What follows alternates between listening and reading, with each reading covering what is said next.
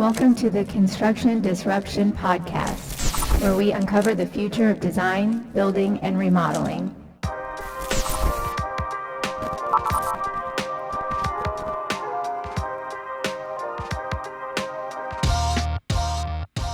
I'm Todd Miller of Isaiah Industries, manufacturer of specialty metal roofing. Welcome to Construction Disruption, the show that helps home improvement contractors reach ever higher levels of success. Today, I'm joined by my co-host, Ryan Bell. Ryan, how you doing today? Hey, Todd, I'm doing great. How are you? I'm doing well also. Looking forward to this episode. And once again, we will be doing our challenge words where Ryan and I each, along with our guest, have some special word or phrase we have been challenged to work into the conversation. So you, our audience, can listen for things that we might say that you may think, I wonder if that was the challenge word. At the end of the show, we'll tell you what our challenge words were. So, Ryan, you good to go? Let's get started. Very good. So today's guest is John Stewart Hill. Based in Texas, John is the founder of TGCL, the Good Contractors List. Now, this is a national platform that is changing how homeowners and contractors interact. The Good Contractors List is the first and only resource that's actually financially responsible for every contractor's work on their list, backing each job with a $25,000 guarantee. Instead of leaving customers stranded in disputes, TGCL steps in as a third party, offering a proven mediation process and true peace of mind for that homeowner.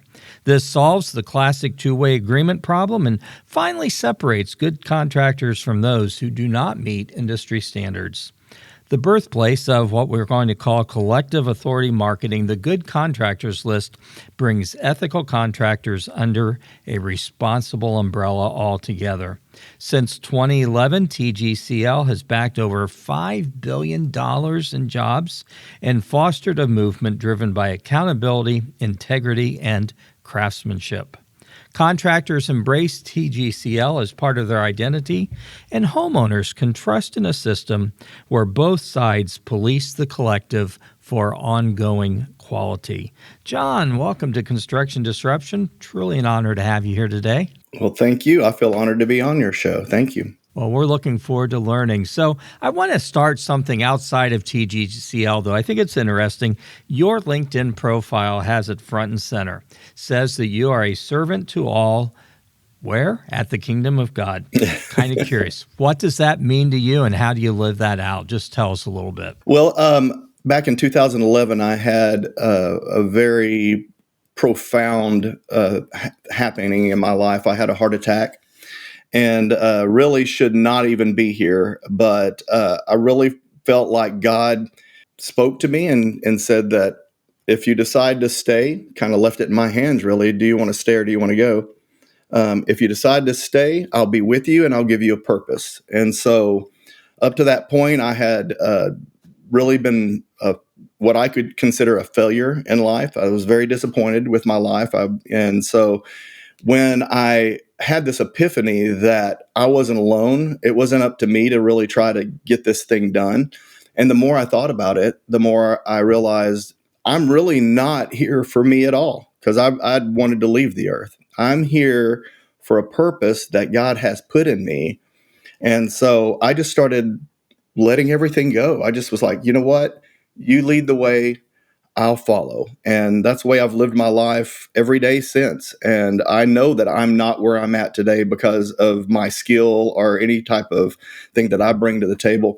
It's because the kingdom of God lives in me and guides me. And I try to live every day like that. And Jesus was a servant. That's what he came here to do. And so that's what I'm here to do. And when I leave, I want people to be able to say that about me, is that he did what God told him to do. Well, we certainly love that, and that's a great story. I'm kind of curious, did your faith journey actually start pretty young and, like a lot of us, just kind of lay dormant for a lot of years until something suddenly kicked it into gear?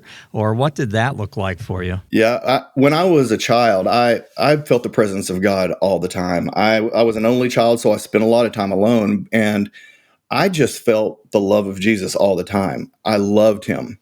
But I was raised in a Pentecostal church, and I don't know if you know much about the denominations, but Pentecostals are pretty strict. And so if you have a mark on the book when you get to heaven, that one mark's going to keep you out, And so when I started realizing what sin was, and that even my thoughts were sinful, and I just realized I was never going to be that perfect person that would get there without a mark.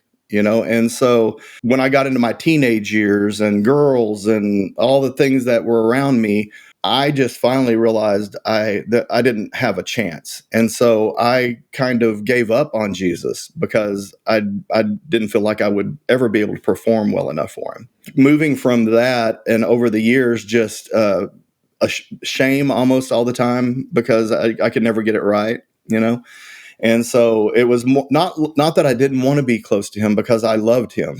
I still deeply loved him. I just didn't know that I had that there was that much grace in the world, for me. And so that's what I did. Is I spent a lot of time running from him.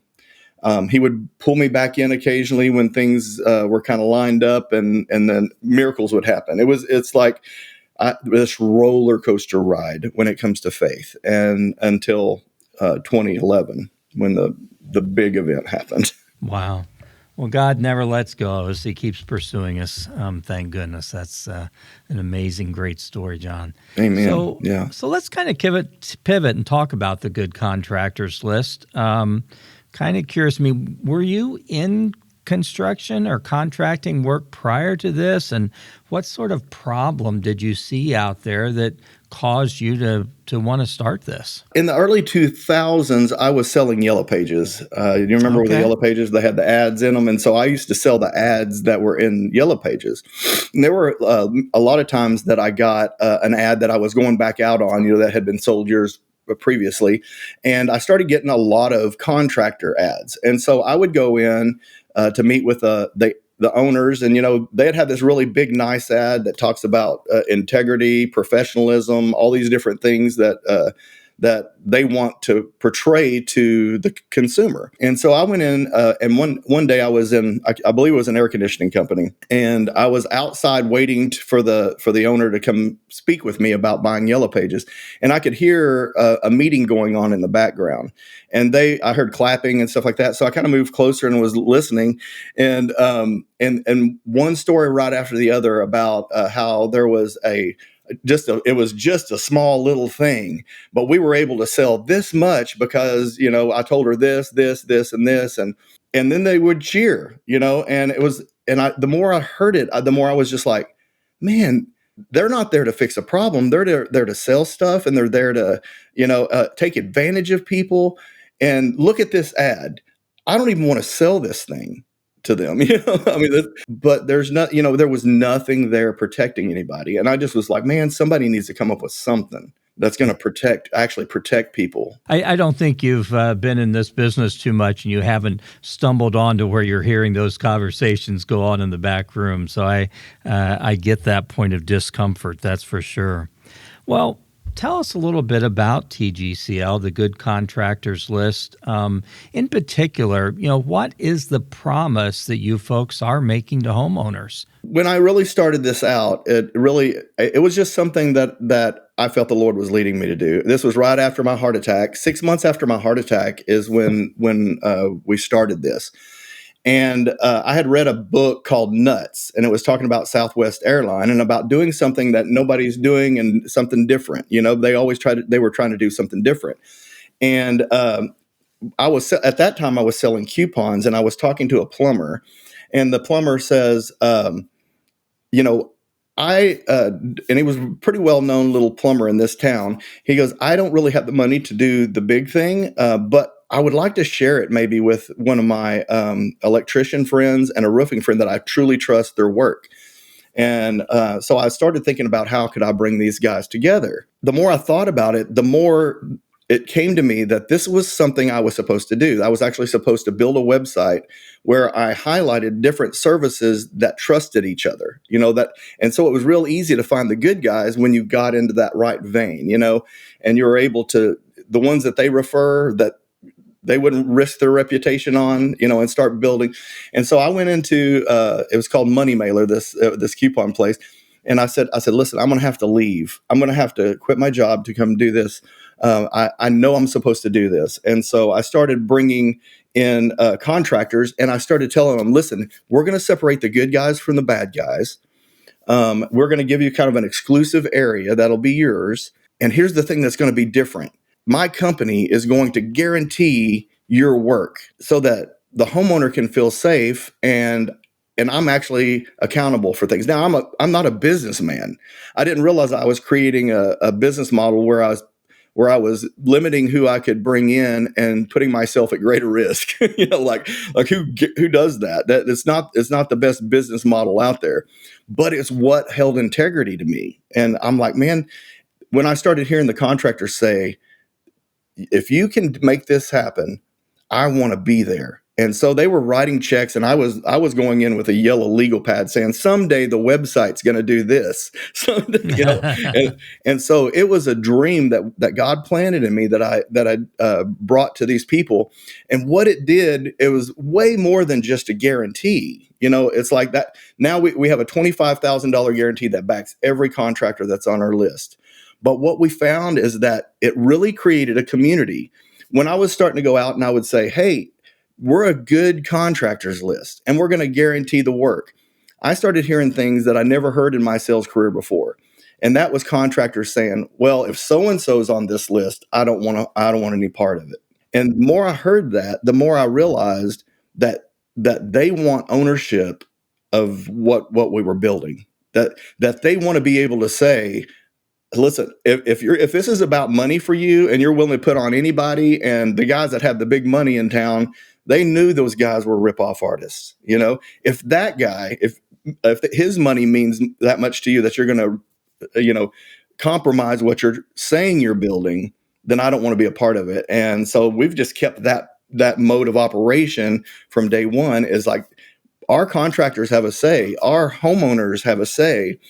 And we put that good with a halo out there, and we talk about a $25,000 guarantee. Believe me, if there's a signal that somebody's not right in this group, it's either coming from a homeowner or coming from a contractor. So we found an amazing community here, and I've learned a lot. Well, I think that's fascinating because I think so often, you can find all kinds of really lead aggregators out there that are putting together contractor lists, and yet at some point the homeowner realizes this isn't at all about vetting these guys. It's simply about making money. I'm kind of curious then. So what is some of the basics of your contractor vetting criteria? What gets someone on the list, and what keeps someone from being on the list? Well, early in my career, we used to use a third-party background check software. And so we would submit what the owner gave us. And so we had a contractor that had somebody else pose as the owner. And so when we did the background check and did all that, came back clean, everything was great. And we ended up, that guy started ripping people off from day one. He got in the door, and it was about 6 weeks later when we found out, when homeowners started contacting us saying, hey, this guy started this job, was here one day, and now I can't reach him. And then it was like, oh, wait, this guy, he didn't start a project at all. I gave him $4,500 to get started, and he's disappeared. I can't get a hold of him. And so we tried to get a hold of him. And so we went back, and we actually record every call that comes through the Good Contractors List. So we called back every homeowner that this guy had any communication with, and found out we had 9 jobs that were out there floating. And so we went out and met with every one of them. Some of them we were able to bring contractors in to complete the job, and it didn't cost them any extra. Some we just had to refund their money and just say, hey, listen, we're sorry this happened to you.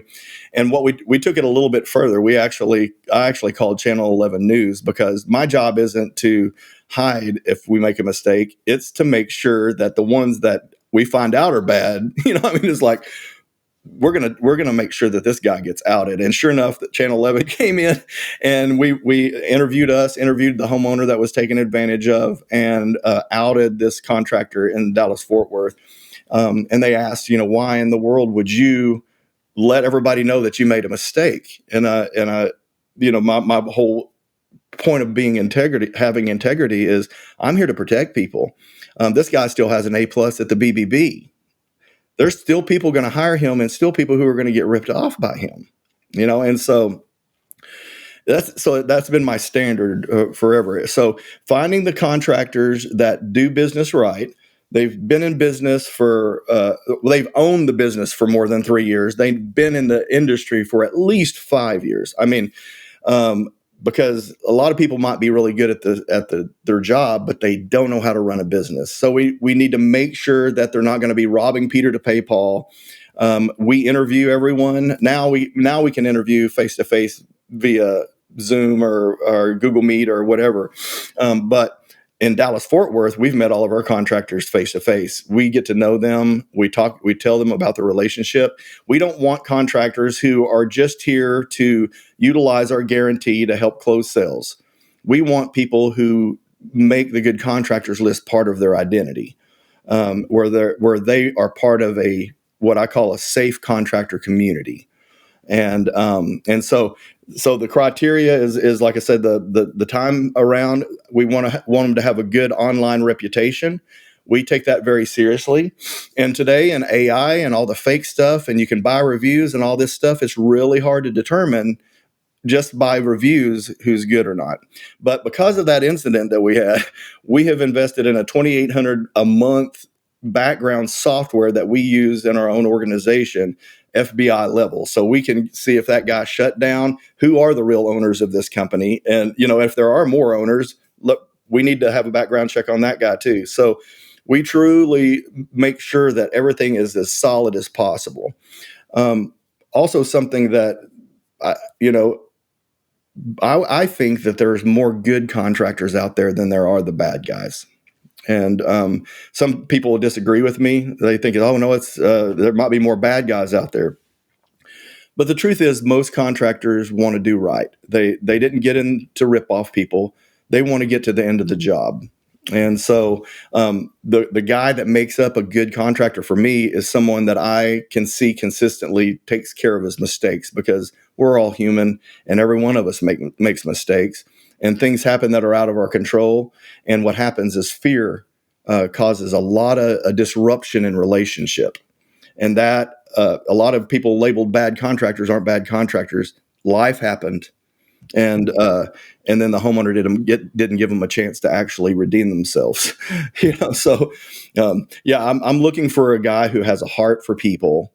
I'm looking for men and women who own businesses that their bottom line is, I would rather lose than break my integrity. I'd rather lose than cause this person to feel like I've slighted them in the least. So that's what we're looking for. That's a long answer. Sorry about that. No, it's a great answer. And I love, you're looking for this balance of character and capability. They got to be able to do the job, but they also got to be of good character. And I get it. I mean, certainly not literally, but every once in a while you're going to run into the one where you just kind of want to see white lilies on his casket and just be able to tell homeowners to avoid this person. So I get that. But, also on the other side of that, there's the homeowners. The homeowners can get really crazy and go down that rabbit hole, absolutely. Alice in Wonderland kind of stuff, and Absolutely. it's like, it just gets crazy. So it's once mistrust falls into that relationship, you need someone like you folks to be able to come in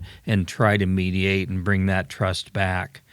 Well, I'm kind of curious. I mean, how do you see some of your members of the Good Contractors List using it to their own benefit in the sales process? And, let's face it, those guys who are good, we want to see them prosper and do well and sell more work. A lot of times I'll be talking with contractors and we'll be talking about this guarantee, and they're like, well, why in the world would I need your guarantee? I mean, I guarantee my own work. I'm honest. I do all the right things.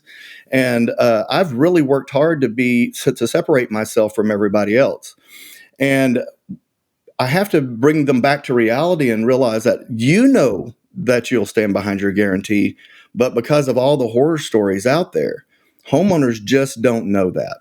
And the system really is broken. Since there's been contracting, The only option a homeowner has is a two-way agreement. That's all there's ever been, right? It's the homeowner and the contractor entering into an agreement. And every horror story you've ever heard about contractors started with a two-way agreement. And the reason those horror stories exist is because really at the end of this thing, it's just the word of the contractor against the word of the homeowner. And so if the homeowner isn't happy, the only thing that they can do is go out and write a bad review or maybe try to sue the contractor.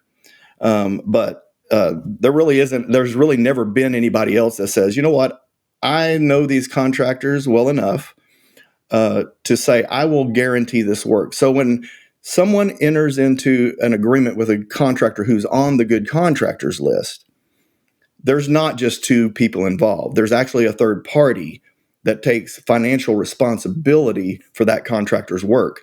And it's not just it's not an insurance policy. It's not like general liability where something tragic has to happen. If that homeowner doesn't think the quality's there, they call us. We get involved and we get people all on the same page. And a lot of times it's great. The contractor did a great job, and the homeowner homeowners just have this feeling like, oh, I'm going to be taken advantage of. I'm going to be made a fool of. All my friends are going to laugh at me, and so they don't feel safe. And as soon as that third party gets involved, and I would say 99% of all the issues we've come across in 14 years, I would say 99% of it is based in fear. And all we need to do is say, I'm here. And they'll let the contractor get to the end of the job. They're happy about it. They appreciate that we've been there with them. And so they just don't feel alone. And so as a contractor with this, every job that you do is backed by that $25,000 guarantee. So while we may not be a lead resource like Angie's List and Home Advisor and all that, what we make possible for that contractor is to be able to go in with a partner saying, it's not just me, it's them saying that I'm good. Everyone's going to try to say they're good. Everyone's going to say the same thing. Everyone's going to say they guarantee their work, but we have a third party that's watching us, and if we don't do what's right, they will pay for this and kick us off the list.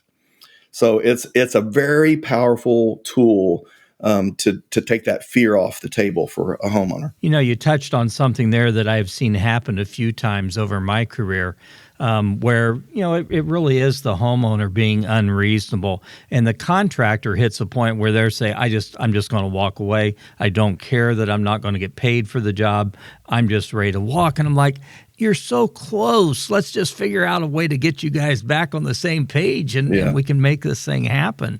And so I can see this working on all sides of that equation. Well, I'm kind of curious. So do you continually revet your member contractors, or are you waiting more on feedback from customers? What does that look like? We consistently watch their online presence. We listen to every homeowner. We actually call back every homeowner that calls through our website because it's a call tracking number. So we call back and say, hey, were you taken care of? And so there is a follow-up process to this. We can't just wait for the hammer to fall, especially if there could be multiple jobs that this guy has booked. And that's really what we see is sometimes most of the things that we've had to go fix over the years was life things, and the contractor lost maybe some key players in his organization that decided to go off and start their own company. Now I'm bringing on another sub that I really don't know. And so now I'm going back and fixing jobs that this sub messed up. We will give them the opportunity to bring in someone else and make sure that it's right. But there's been times where it's been so shaky and that we didn't feel confident that they would be able to get the job done. And so we've let them step off honorably and quietly, and we brought in another contractor to finish the stuff up. And it's always been, because it's so relational, even the ones we've taken off our list felt like we did the right thing to help them not go out and get a bad reputation. They needed a chance to get back up on their feet. Most of these guys are good people. I mean, they just had life happen to them or bit off more than they could chew. And so, does that answer your question? Absolutely, absolutely. I'm kind of curious. So I assume that you're open to pretty much all trades in terms of the type of contractor, and then what does it look like? What's the cost involved for a contractor to be a part of the Good Contractors List? How long does that process take? That type of thing. Well, we try to make it very easy for the contractor. This is not something that we're trying to just get every dollar that we can out of somebody, because part of the balance is if we're going to be responsible for something, then it needs to be heavy for us. A $25,000 guarantee, that could be one job, and but what we do for the contractor is it's a $500 setup fee and $250 a month. So it's nothing that's going to break them. It's nothing that's going to have to cause them to have to raise their prices, to cover it. It's something that's really valuable to them. But we, instead of just giving this to them so that they can use, we want to bring in contractors again who want to help build a safe contractor community. So when we're talking to contractors, we want to make sure that they're the type of people who want to help build the organization, because we're not going to make it on $250 a month from everybody. I mean, it's, for this to really work, it's going to take the participation of our contractors. They need to be proud to be good contractors. They need to be out there talking to homeowners. We give them the tools that they need to get homeowners to register. And I'm imagine this within the safe contractor community, because one of the main things contractors want is leads, and their only options right now really are abysmal. We're talking about, regurgitated leads and all kinds of stuff that they get charged for. And most of them hate the lead sources.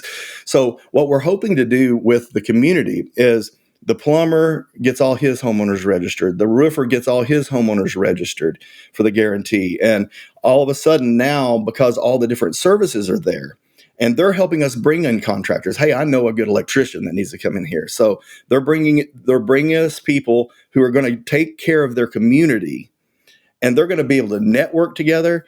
And the more that all these guys get their homeowners registered and say, go to the Good Contractors List. Don't hire contractors if they're not on here. And if you find somebody that isn't on, if you need something that's not on there, please come back to me so that I can try to find out who to get you to, because it's scary out there. And the more that they start coming together and pushing people to the Good Contractors List, next thing you know, you start seeing leads coming from the website that they have generated through trust, not through hype or gimmick or any other thing. It's what I call collective authority marketing. The more we come together as a collective, the more authority we have, and the more homeowners will trust the resource. So it is a self-building community thing. So, I mean, does that help you? Yep, love it. Part of your vetting, I assume, is also looking at things, to make sure they've got proper licensing and insurance and business permits, as required by their locale. Is that something also you're taking a look at? Yes, absolutely. They have to meet all those criteria. But honestly, it's relationship that keeps them on the list. And it's how homeowners react to them, and it's how contractors react to them. So it's like I say, it's kind of a living organism. And those things, everyone has those things. The guy that's going to get in trouble and run off from the job has those things. Right. And right. So we're looking at character a lot in this, and it.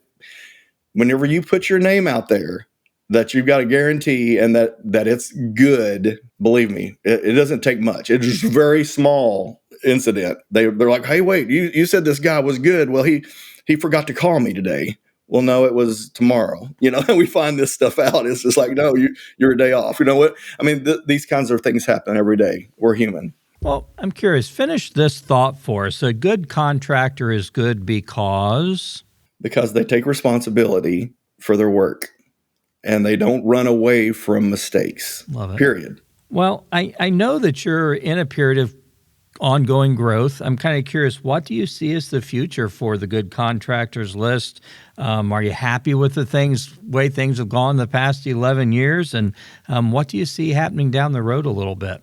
I'm really excited about it because what we created here in DFW, we just had our 4th annual 10-year dinner, and there's people who I was sitting in front of with that legal pad that are still here, that are still out there singing our praises.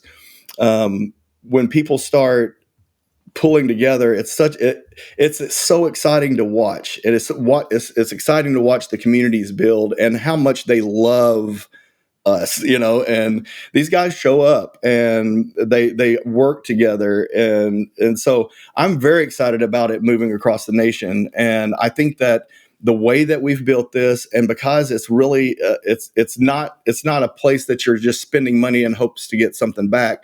It's a place that you can belong, that you can be a part of something. And the more that grows, the more excited I am to be able to see people saying some of the things that were born in me, to homeowners, and really, whenever I really understood that this thing has made it, is when I started hearing homeowners say, "I won't even hire a contractor unless they're on that list," and it's just going to continue to perpetuate. I think the nation needs this really badly. But the thing I think I'm most excited about is if this does become a household name, and the contractors who are on here are growing their businesses well, and we're able to do all the right things for a long time, it's going to raise the standard in the industry, because there's going to be contractors who start out their jobs going, I don't want to just figure out how I can make more money. I want to know, how do I get on that list? What do I have to accomplish? And so I see that as this grows, we're probably going to have, I always wanted to have a good contractor school of integrity, and be able to bring up new contractors and teach them the right things to do. And in today's world, it's so hard to know who's fake and who's not fake. And so to be able to be a part of an organization where everybody can feel like, no, that's the real deal. Though if they're a part of that, they're genuine. And so that's what I'm excited about is I think it could affect the entire industry, really. Very interesting. So, big news story this week about Renova Home Partners filing bankruptcy. And Renova is a venture capital-owned group that owned several leading home improvement contractors here in the United States. And it's left a lot of team members displaced, a lot of former owners of those companies feeling very disillusioned and even heartbroken. Some of those companies had just sold to venture capital in the last 2 or 3 years. I'm kind of curious, have you had any contractors come to you who are owned by venture capital? And again, we may not put this in the show, but I'm kind of curious, what would your feelings be on that if a contractor came to you who wasn't so much answering to consumers, which is where I think we want most people to be, as they were answering to financiers and investment folks. Yeah. We try to stay away from large organizations. I like to put our there's really kind of 3 different types of contractors. There's what we call buck in a truck. And a lot of times they just don't have the resources to get things done quickly. They don't have the resources if something goes wrong.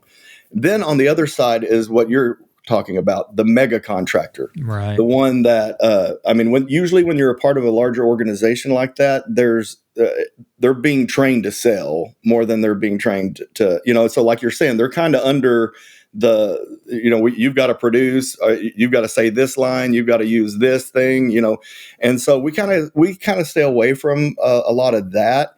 We're more focused on what I call the honest guys in the middle.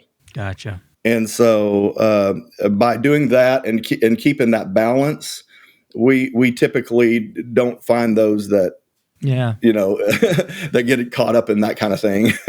Very, very appropriate answer. And, I think that we're going to see more fallout in coming weeks and months as a result of, that bankruptcy that was filed this week. And my feeling is this may only be the tip of the iceberg in terms of how this is going to impact our industry over the next couple of years. It's going to be very interesting.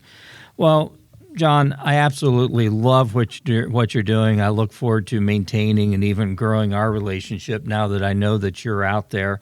Is there anything we haven't covered today that you wanted to be sure to tell the audience of Construction Disruption? I think really because I've kind of focused on community. I think you've heard me say that many times during this podcast.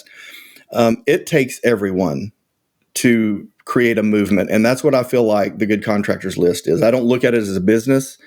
I believe that this is a movement, and we need everyone involved. We need homeowners involved. We need contractors involved that want to make sure that this remains pure as we go through. So really the one thing that I ask is that if you're a homeowner and you know a good contractor that's been in business a long time, that does business right, then go to our website and refer that contractor to us. The only way we're going to build this and build it right is with the help of everyone. And we're not here to just sell stuff. You know that the rates that we're charging is not exorbitant. We're trying to build an organization and a movement of contractors that are going to take back that trust factor that's been lost over the years. Absolutely love it. Seems very necessary and good stuff you're doing. Well, John, this has been a great time together. Before we close out, I have to ask if you're willing to participate in a little something we call rapid fire here on Construction Disruption. These are 5 questions, for the most part serious, maybe a couple are a little silly. All you have to do is give a off top of your head response. You up to the challenge? Well, you got me scared now. I don't know what this brain's going to come up with off the top of its head, So, yeah, sure, let's play it. We love it. We love it. Ryan, you want to ask the first question? Yes, I would love to. Question number 1, is there a product or service that you've acquired recently that's been a game changer for you? I can't think of one. No. Okay. No, nothing.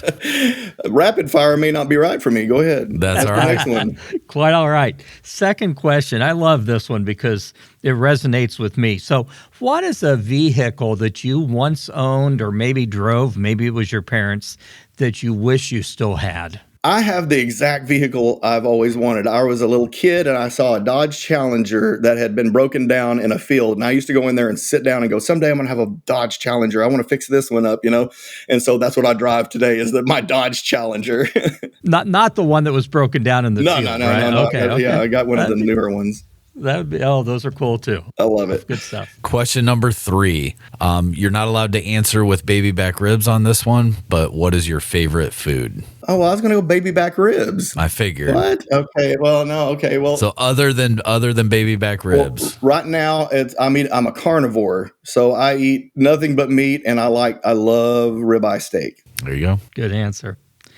What's your bucket list vacation? Where's that place you've always dreamed of going to? I kind of want to go where The Hobbit was filmed. I think it's New Zealand, some place like that where it's just a lot of jungle and stuff. We do a lot of beach vacations. I kind of always wanted to do one of those types of vacations. Something a little different. I never got into that movie series, I guess it was. I should have probably, but I saw this thing the other day that these people got married in front of, I guess, the Hobbit house, or and yeah. Elijah Wood suddenly showed up at their wedding. What? Which was kind of cool. Yeah, that was AI. That's fake. No, I really think it was legit. You might be right. I should go back and check it out, but it seemed like it was legit. But who knows?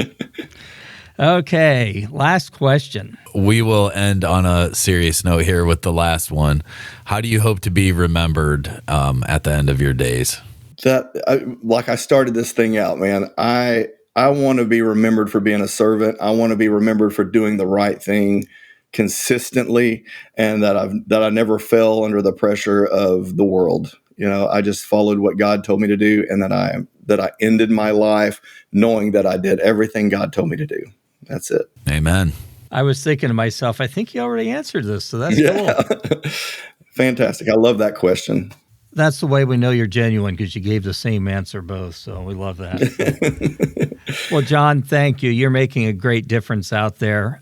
For those who want to learn more about the Good Contractors List, perhaps even apply to be a part of it, what is the easy way for them to do that? It's thegoodcontractorslist.com. And you know that I wasn't a business guy when I first started this thing because that domain's long.